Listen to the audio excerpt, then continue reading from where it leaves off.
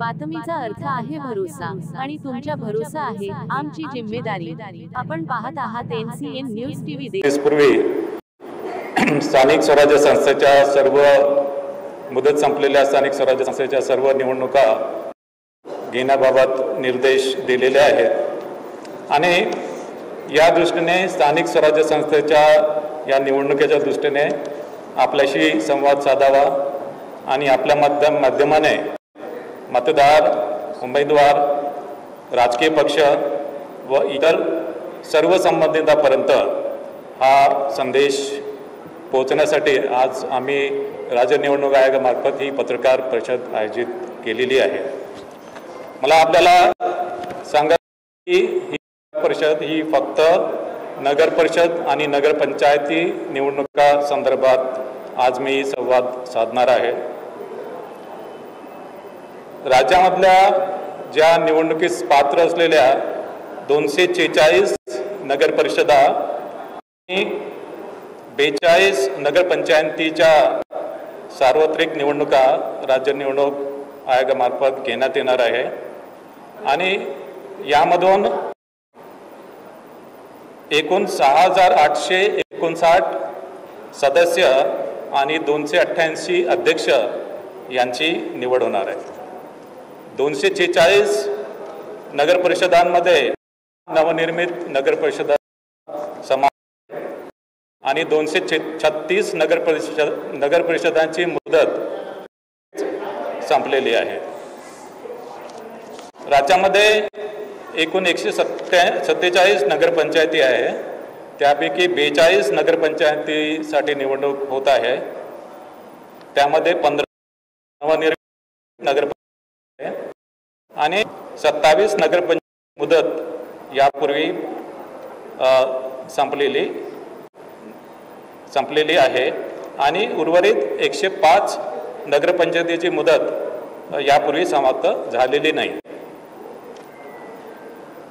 नगर परिषदची साधारणतः सदस्य संख्या ही 20 ते 75 आहे आणि नगरपंचायतची सदस्य संख्या ही 17 आहे।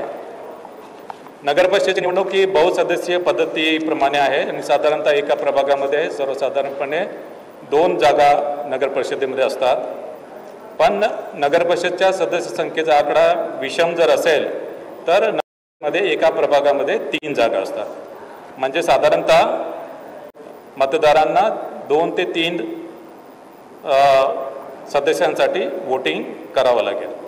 याशिवाय नगर परिषदेचा एक अध्यक्ष आहे, यासाठी सुद्धा मतदान करावं। नगरपंचायतमध्ये आपल्याला माहीत आहे की फक्त एक सदस्य असतो आणि एक अध्यक्ष, त्याच्यामुळे तिथे मतदारांना नगरपंचायतीसाठी 2 मतं द्यावे लागते। नामनिर्देशन हे पूर्णपणे राज्य निवडणूक आयोगाने जे संकेतस्थळ विकसित केलेले आहे त्या संकेतस्थळावर ऑनलाईन नामनिर्देशन पत्र स्वीकारले जातील आणि एका प्रभागामध्ये एका उमेदवाराला जास्त नामपत्र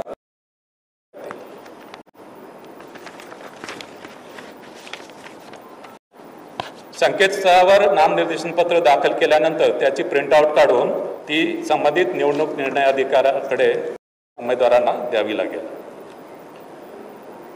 नामनिर्देशन पत्रासोबत जात वैधता प्रमाणपत्र देणे आवश्यक आहे, मात्र ज्यांनी नामनिर्देशनापूर्वी जात वैधता प्रमाणपत्रासाठी अर्ज केला आहे 42 नगरपंचायतीच्या सार्वत्रिक निवडणुका राज्य निवडणूक आयोगामार्फत घेण्यात येणार आहे आणि यामधून एकूण 6,859 सदस्य आणि 288 अध्यक्ष यांची निवड होणार आहे। 246 नगर परिषदांमध्ये नवनिर्मित नगर परिषदा समावेश आणि 236 नगर परिषदांची मुदत संपलेली आहे। राज्यामध्ये एकूण 147 नगरपंचायती आहे, त्यापैकी 42 नगरपंचायतीसाठी निवडणूक होत आहे। त्यामध्ये 15 नवनिर्मित नगरपंचायती आणि 27 नगरपंचायत मुदत यापूर्वी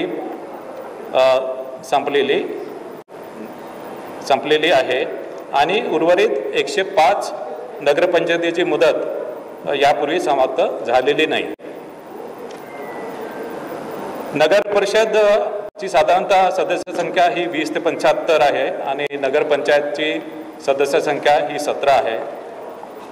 नगर परिषदेची निवडणूक ही बहुसदस्यीय पद्धतीप्रमाणे आहे आणि साधारणतः एका प्रभागामध्ये सर्वसाधारणपणे 2 जागा नगर परिषदेमध्ये असतात.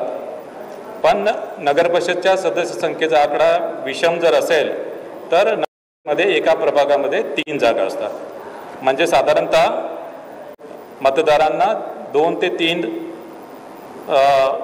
सदस्यांसाठी वोटिंग करावं लागेल.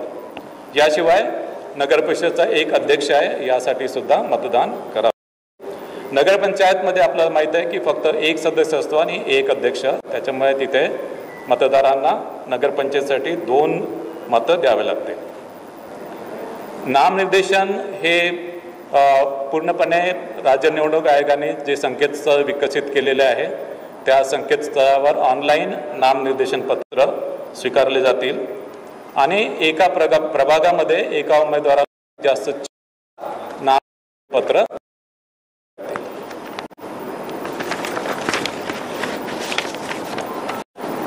संकेतस्थळावर नामनिर्देशन पत्र दाखल केल्यानंतर त्याची प्रिंटआउट काढून ती संबंधित निवडणूक निर्णय अधिकाऱ्याकडे उमेदवारांना द्यावी लागेल. नामनिर्देशन पत्रासोबत जात वैधता प्रमाणपत्र देणे आवश्यक आहे.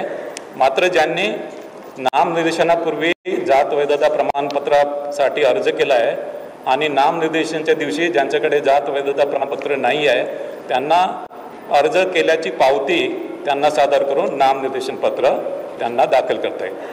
मात्र असा उमेदवार फायनली अंतिमतः निवडून जर आला तर त्याला 6 महिन्याच्या आतमध्ये वैधता प्रमाणपत्र देणे हे बंधनकारक राहील. नगर परिषद आणि नगरपंचायतच्या मतदार यादी संदर्भात अंतिम मतदार यादी ही 31 ऑक्टोबर 2025 रोजी प्रसिद्ध झालेली आहे आणि मतदान केंद्रनिहाय मतदार याद्या 7 नोव्हेंबर 2025 रोजी प्रसिद्ध होणार आहे. नगर परिषद आणि नगरपंचायत निवडणुकीसाठी एकूण 1,07,03,500 इतके मतदार आहे आणि त्यासाठी एकूण 13,355 मतदान केंद्रांची व्यवस्था करण्यात आलेली आहे. या निवडणुकीसाठी पुरेशी इलेक्ट्रॉनिक वोटिंग मशीनची व्यवस्था करण्यात आलेली आहे. या निवडणुका इलेक्ट्रॉनिक वोटिंग मशीनद्वारेच होणार आहेत आणि त्यामध्ये 13,726 कंट्रोल युनिट आणि 27,452 बॅलेट युनिटची व्यवस्था केलेली आहे. उमेदवारांसाठी जी खर्च मर्यादा आहे ती खर्च मर्यादा वाढवण्यात आलेली आहे. अ वर्ग नगर परिषदेसाठी अध्यक्ष पदासाठी 15 लाख, सदस्य पदासाठी 5 लाख, ब वर्ग नगर परिषदेसाठी अध्यक्ष पदासाठी 11,25,000, सदस्य पदासाठी 3,50,000, क वर्ग नगर परिषदेसाठी अध्यक्ष पदासाठी 7,50,000, सदस्य पदासाठी 2,50,000, नगरपंचायतीसाठी अध्यक्ष पदासाठी 1 लाख आणि सदस्य पदासाठी 2,25,000 अशी खर्चाची मर्यादा आहे.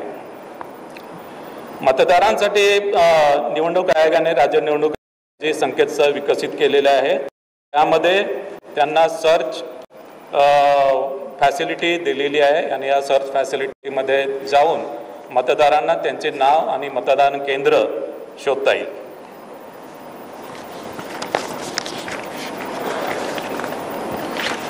याशिवाय मतदारांच्या सोयीसाठी एक नवीन